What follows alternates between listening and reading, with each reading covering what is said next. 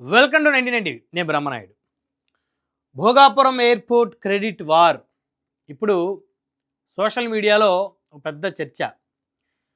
Bhogapuram airport ఎవరి వలన నిర్మాణం పూర్తయింది? సో ఎవరి కృషి వలన మరి భోగాపురం ఎయిర్పోర్టు ఇప్పుడు అందుబాటులోకి వచ్చింది అనే దాని మీద ఒక పక్క కూటమి, మరో పక్క వైఎస్ఆర్ కాంగ్రెస్ పార్టీ, వీళ్ళిద్దరి మధ్య ఒక వార్ నడుస్తూ ఉంది. మా నాయకుడి వల్ల భోగాపురం ఎయిర్పోర్ట్ పూర్తయిందంటే మా నాయకుడి వల్ల పూర్తయిందంటూ ఆ రెండు పార్టీలు ఒకరినొకరు విమర్శించుకుంటూ ఉన్నారు.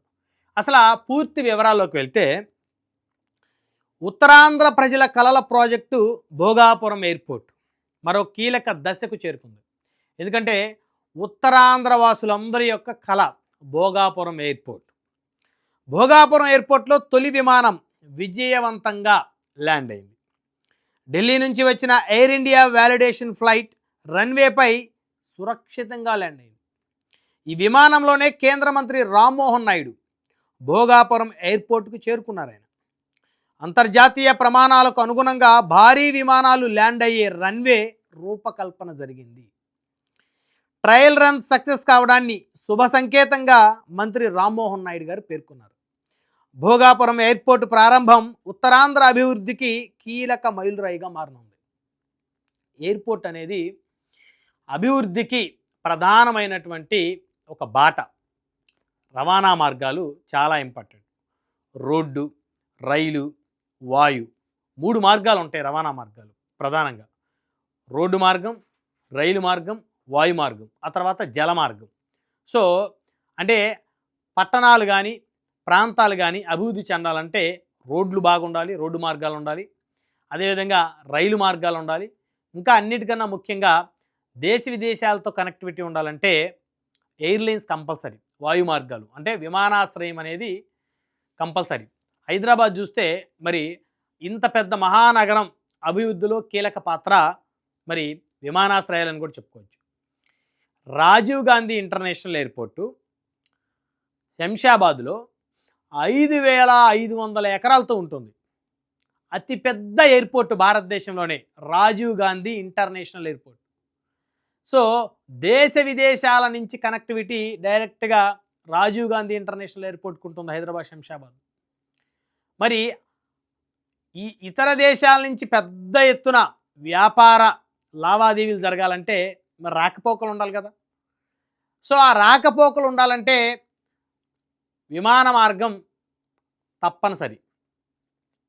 సో కాబట్టి ఆంధ్రప్రదేశ్లో కూడా అదేవిధంగా ఈ స్థాయిలో పెద్ద పెద్ద విమానాశ్రయాలు ఏర్పాటు చేసి ప్రపంచవ్యాప్తంగా అన్ని దేశాలకు కనెక్టివిటీ ఉండేలా మరి ఆంధ్రప్రదేశ్లో కూటమి ప్రభుత్వం చాలా ప్రతిష్టాత్మకంగా తీసుకుందనమాట. ఎందుకంటే విమానాశ్రయాలు ఉంటేనే పెట్టుబడులు వచ్చేది. మరి పెద్ద పెద్ద వ్యాపారవేత్తలు షిప్పుల్లోనో రైలు మార్గంలోనో వచ్చే పరిస్థితి కాదు, విమానాల్లోనే వస్తారు. డైరెక్ట్ కనెక్టివిటీ ఉండాలి.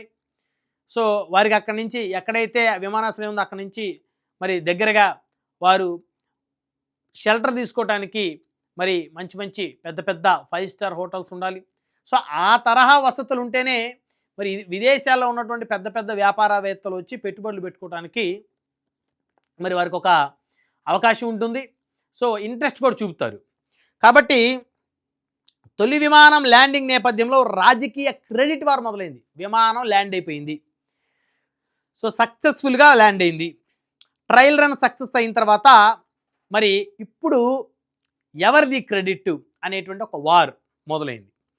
అధికార టీడీపీ కూటమి, విపక్ష వైసీపీ మధ్య క్రెడిట్ గేమ్ మొదలైంది. ఎందుకంటే మా నాయకుడి వల్లే ఇంత జరిగిందని అటు వైసీపీ చెప్తుంది, కాదు మా నాయకుడి యొక్క ముందు చూపు చొరవతోనే ఇంత జరిగింది, ఈ అభివృద్ధి జరిగింది, సో విమానాశ్రయం నిర్మాణం పూర్తయింది అని చెప్పేసి కూటమి. ఇక వైసీపీ అధినేత జగన్ తొలి విమానం ల్యాండింగ్పై ట్వీట్ చేశారు. ఆయన విజన్ వైజాగ్ లక్ష్యాన్ని సాధించే దిశగా ఇది కీలక అడుగు అని జగన్ పేర్కొన్నారు. తమ పాలనలోనే భోగాపురం ఎయిర్పోర్ట్కి వేగవంతమైన అనుమతులు సాధించామని జగన్మోహన్ రెడ్డి గారు చెప్తూ ఉన్నారు. భూసేకరణ, పునరావాసానికి 960 కోట్లు ఖర్చు చేసినట్లు వెల్లడించారు. ప్రధాన పనుల్లో ఎక్కువ భాగం వైసీపీ హయాంలోనే పూర్తయ్యాయని వైకాపా అధినేత మాజీ ముఖ్యమంత్రి వ్యాఖ్యానిస్తున్నారు. ఈ మైలురాయికి తమ కృషే ప్రధాన కారణమని వైసీపీ నేతలు స్పష్టం చేశారు. మాజీ మంత్రి బొత్స సత్యనారాయణ కూడా వైసీపీ హయాంలోనే పనులు వేగంగా జరిగాయని తెలిపారు. అంటే సాధారణంగా ఎంత పెద్ద ప్రాజెక్ట్ అయినా ఒక ప్రభుత్వం అధికారంలో ఉన్నప్పుడు వాళ్ళు ఆ ప్రాజెక్టుకి సంబంధించినటువంటి అనుమతులు, నిధులు సమకూర్చుకోవటం, సో పనులు మొదలు పెట్టడం, ఆ తర్వాత ప్రభుత్వం మారిపోయిన తర్వాత మరొక ప్రభుత్వం వచ్చిన తర్వాత వాళ్ళు దాన్ని కొనసాగిస్తేనే అభివృద్ధి పనులు జరుగుతాయి. ఉదాహరణ చూస్తే హైదరాబాద్ మెట్రో గురించి ఒక మంచి ఎగ్జాంపుల్ చెప్పుకోవచ్చు. ఎందుకంటే హైదరాబాద్ మెట్రో ఏ ఒక్కరి ఫలితమో ఒక్కరి కృషో కాదు. హైదరాబాద్ మెట్రో రాజశేఖర రెడ్డి గారు ముఖ్యమంత్రిగా ఉన్న సమయం నుంచి హైదరాబాద్ మెట్రో మరి అప్పుడు అప్రూవల్స్ రావటం కానీ, సో ఆ మెట్రో ఏర్పాటు చేయాలనేటువంటి మరి ఒక నిర్ణయాన్ని ప్రభుత్వం తీసుకోవడం కానీ, ఆ తర్వాత రాజశేఖర రెడ్డి గారు మరణం తర్వాత రోసయ్య గారు, కొణిజేటి రోసయ్య గారు, ఆయన ఒక సంవత్సరంన్నర ఉమ్మడి ఆంధ్రప్రదేశ్కి ముఖ్యమంత్రిగా చేశారు. ఆయన శంకుస్థాపన చేశారు హైదరాబాద్ మెట్రోకి. ఆయన తర్వాత కిరణ్ కుమార్ రెడ్డి గారు వచ్చారు, వారు కూడా పనులు కొనసాగించారు. వారి తర్వాత మరి కేసీఆర్ గారు వచ్చారు. కేసీఆర్ గారి హయాంలో కంప్లీట్ అయింది. అంటే ఇప్పుడు ఈ క్రెడిట్ ఎవరికి ఇవ్వాలి? సో ఎవరు ముఖ్యమంత్రులుగా ఉన్నారో వాళ్ళందరూ కూడా వాళ్ళు కష్టపడినటువంటి అంశమే ఇక్కడ. అంటే ఒకళ్ళు వచ్చి చేశారు, మరొకరు చేయలేదని చెప్పడానికి లేదు. సో కొంతమంది హయాంలో వారికి ఒక విజన్ ఉంటుంది. ఆ విజన్ని బేస్ చేసుకొని వారు ఇమీడియట్గా ఆ పనుల మీద, ఆ ప్రాజెక్ట్ మీద ఎక్కువ శ్రద్ధ వహించి మరి నిధులు సమకూర్చుకొని ఆ ప్రాజెక్ట్ని కంప్లీట్ చేస్తారు. మరి కొంతమందికి ఆ ప్రాజెక్ట్ మీద పెద్దగా ఇంట్రెస్ట్ లేకపోతే సో ఆ ప్రాజెక్ట్ కన్నా ఇంకా మిగతా ప్రాజెక్టులు ఎక్కువ ప్రాధాన్యత ఇస్తారనమాట. ఏదేమైనప్పటికీ కూడా ప్రభుత్వాలు అనేవి ప్రజల మద్దతు ఏర్పడినటువంటి ప్రభుత్వాలు మారినప్పటికీ కూడా ముందు ప్రభుత్వం ఏదైతే ఒక కార్యక్రమాన్ని శ్రీకారం చుడుతుందో ఆ కార్యక్రమాన్ని కొనసాగిస్తాయి. కాబట్టి క్రెడిట్ అందరికీ ఇవ్వాల్సినటువంటి అవసరం ఉంటుంది, ఏ ఒక్కరిదో కాదు. సో ఎగ్జాంపుల్ అది. సో ఇప్పుడు కూడా భోగాపురం ఎయిర్పోర్ట్ కూడా సరే వైఎస్ఆర్ కాంగ్రెస్ పార్టీ హయాంలో పనులు వేగవంతమయ్యాయి.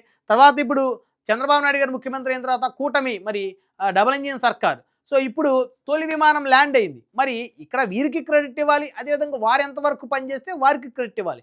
సో ఇక్కడ మాదంటే మాదే క్రెడిట్ అని చెప్పేసి ఇక ప్రత్యర్థులుగా ఉన్నటువంటి రెండు రాజకీయ పార్టీలు మాట్లాడుకోవటం అనేది సర్వసాధారణం. ఇకపోతే సీఎం చంద్రబాబు నాయుడు కూడా తొలి వ్యాలిడేషన్ ఫ్లైట్ ల్యాండింగ్పై స్పందించారు. రాష్ట్ర విమానయాన రంగంలో ఇది ఒక కీలక మైలురాయని ముఖ్యమంత్రి చంద్రబాబు అన్నారు. భోగాపురం ఎయిర్పోర్ట్తో ప్రాంతీయ కనెక్టివిటీ మరింత బలోపేతమవుతుందని చెప్పేసి ఆయన పేర్కొన్నారు.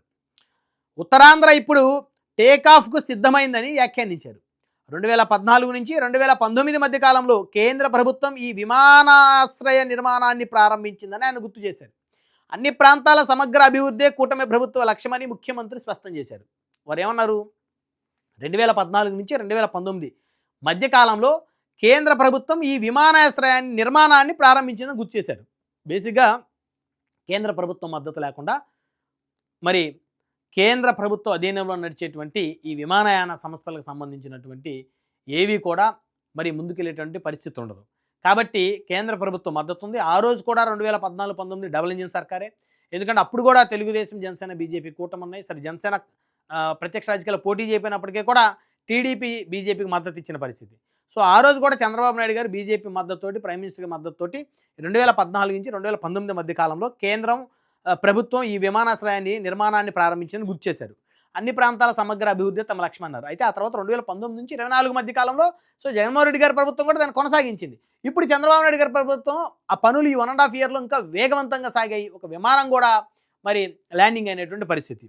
ఇక భోగాపురం ఎయిర్పోర్టును అత్యాధునిక సాంకేతికతతో నిర్మిస్తున్నట్లు జిఎంఆర్ సంస్థ తెలిపింది. మొత్తం పనులు 96% పూర్తయ్యాయని జిఎంఆర్ వెల్లడించింది. జూన్ 26న భోగాపురం అంతర్జాతీయ విమానాశ్రయాన్ని అధికారికంగా ప్రారంభించనున్నారు. అయితే ప్రస్తుతం క్రెడిట్ వారు మాత్రం అధికార విపక్షాల మధ్య భీకరంగా సాగుతుంది. ఇది సర్వసాధారణం. మేం చేసామని చెప్పేసి అధికార ప్రతిపక్షాలు క్రెడిట్ వారి మధ్య సాగటం అనేది అది సర్వసాధారణమే.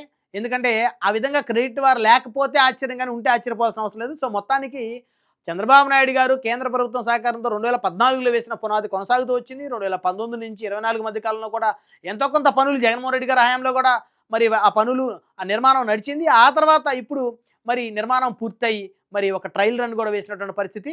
అధికారికంగా జూన్ 26న భోగాపురం అంతర్జాతీయ విమానాశ్రయాన్ని ప్రారంభించనున్నారు. బహుశా మరి ప్రధానమంత్రి నరేంద్ర మోదీ గారు చేతుల మీదుగా ప్రారంభించేటువంటి అవకాశాలు అయితే ఖచ్చితంగా ఉంటాయి. అదేవిధంగా కానీ రాజకీయ పరిశీలకులు అసలు ఏం చెప్తున్నారు ఈ అంశం మీద చూద్దాం మనం. భోగాపురం ఎయిర్పోర్టు ప్రాజెక్టుకు పునాది వేసింది ముఖ్యమంత్రి చంద్రబాబు నాయుడు గారు. 2014లో విభజిత ఆంధ్రప్రదేశ్కు సీఎం అయ్యాక విశాఖపట్నాన్ని గ్లోబల్ సిటీగా అభివృద్ధి చేయాలనే లక్ష్యంతో ముందుకెళ్లారు. 2015లోనే భోగాపురం గ్రీన్ఫీల్డ్ ఎయిర్పోర్ట్ ప్రతిపాదనను అధికారికంగా తీసుకొచ్చారు. భూసేకరణ, కేంద్ర ప్రభుత్వ అనుమతులు, జిఎంఆర్ సంస్థతో ఒప్పందాలు వంటి కీలక ప్రక్రియలను పూర్తి చేశారు. 2019 ఫిబ్రవరిలో భోగాపురం ఎయిర్పోర్టుకు చంద్రబాబు శంకుస్థాపన చేశారు. ఉత్తరాంధ్రను పారిశ్రామికంగా, పర్యాటకంగా ప్రపంచ పటంలో నిలపాలనేదే చంద్రబాబు నాయుడు గారి వ్యూహం అనేది రాజకీయ పరిశీలకులు చెప్తున్నటువంటి అంశం. అంటే భూసేకరణ అనేది చాలా ఇంపార్టెంట్, చాలా కష్టమైనటువంటి అంశం కూడా. ఎందుకంటే మరి వేల ఎకరాలలో ప్రాజెక్టులు చేపట్టి నిర్మాణం చేయాలంటే భూసేకరణ చేయాలి. ప్రభుత్వ భూమి అయితే ఇబ్బంది లేదు. మరి ప్రైవేట్ భూమి అయితే ప్రైవేట్ వ్యక్తుల చేతిలో ఉంటే, సామాన్య ప్రజల చేతిలో ఉంటే కొన్ని ఊళ్ళే ఖాళీ చేయించి వారికి పునరావాసం కల్పించి, వారికి నష్టపరిహారం కల్పించి మరి భూసేకరణ చేయడం అంటే అది కత్తి మీద సాము లాంటిది. కానీ భూసేకరణ మాత్రం గత 2014 నుంచి 19 మధ్య కాలంలో అప్పటి చంద్రబాబు నాయుడు గారి ప్రభుత్వం ఈ భోగాపురం ఎయిర్పోర్టుకు భూసేకరణ చేసినటువంటి పరిస్థితి. 2019 ఫిబ్రవరిలో భోగాపురం ఎయిర్పోర్టుకు చంద్రబాబు నాయుడు గారు శంకుస్థాపన చేశారు. అంటే ఆయన పునాది వేశారు. ఆయన పునాది వేసిన తర్వాత జగన్మోహన్ రెడ్డి గారి ప్రభుత్వంలో పనులు కొనసాగించారు, దాంట్లో డౌట్ ఏం లేదు. కానీ పునాది వేసింది ఆయన, ఆలోచన అయింది, విజన్ అయింది. కాబట్టి సో క్రెడిట్లో మరి ఎంతో కొంత పర్సంటేజ్ ఎక్కువ ఈయనకే ఇవ్వాలనేటువంటిది రాజకీయ విశ్లేషకులు వారి అభిప్రాయాలు చెప్తా ఉన్నారు. అదేవిధంగా వైసీపీ అధినేత జగన్మోహన్ రెడ్డి ప్రతిపక్షంలో ఉన్నప్పుడు ఈ ప్రాజెక్టును తీవ్రంగా వ్యతిరేకించారని, భూసేకరణ సమయంలో రైతులకు అండగా ఉంటామని చెబుతూ రాజకీయంగా ఉద్యమించారని, భోగాపురంలో కొత్త ఎయిర్పోర్ట్ అవసరం లేదని, విశాఖ విమానాశ్రయాన్ని విస్తరిస్తే సరిపోతుందని ప్రచారం చేశారని, అధికారంలోకి వస్తే రైతుల భూములు తిరిగి ఇస్తామని హామీలు ఇచ్చారని, ఈ కారణంగా ప్రాజెక్టు చుట్టూ గందరగోళం ఏర్పడి పనులు నిలిచిపోయాయని, దాదాపు 4 ఏళ్ల పాటు భోగాపురం ఎయిర్పోర్ట్ ప్రాజెక్టు స్తంభించిపోయిందని సో రాజకీయ విశ్లేషకులు చెప్తున్నటువంటిది అంశం అన్నమాట. 2019 నుంచి 24 మధ్య కాలంలో జగన్మోహన్ రెడ్డి గారి ప్రభుత్వం ఈ భోగాపురం ఎయిర్పోర్ట్ యొక్క అభివృద్ధిలో వారి పాత్ర ఏంటనేది. ఇక 2019లో అధికారంలోకి వచ్చిన తర్వాత జగన్ ప్రభుత్వం గత టెండర్లను రద్దు చేసింది. భూముల కేటాయింపులో కోతలు పెట్టి ప్రాజెక్టుకు మళ్ళీ ప్రారంభించడంలో జాప్యం జరిగింది. 2023లో మళ్ళీ కొత్తగా శంకుస్థాపన చేయాల్సిన పరిస్థితి ఏర్పడింది. చంద్రబాబు హయాంలోనే మొదలవ్వాల్సిన పనులు రాజకీయ కారణాలతో 4 ఏళ్ళు ఆలస్యమయ్యాయి. ఆలస్యం వల్ల ప్రాజెక్టు వ్యయం భారీగా పెరిగింది. ఉత్తరాంధ్ర యువతకు దక్కాల్సిన ఉద్యోగ, ఉపాధి అవకాశాలు పోయాయి. అయినా ఇప్పుడు ప్రాజెక్టును తమ ఘనతగా చెప్పుకుంటున్నారని కొంతమంది విమర్శిస్తా ఉన్నారు జగన్మోహన్ రెడ్డి గారిని. కూటమి వచ్చాక కేంద్ర మంత్రి రామ్మోహన్ నాయుడు పనులు వేగవంతం చేయడంలో కీలక పాత్ర.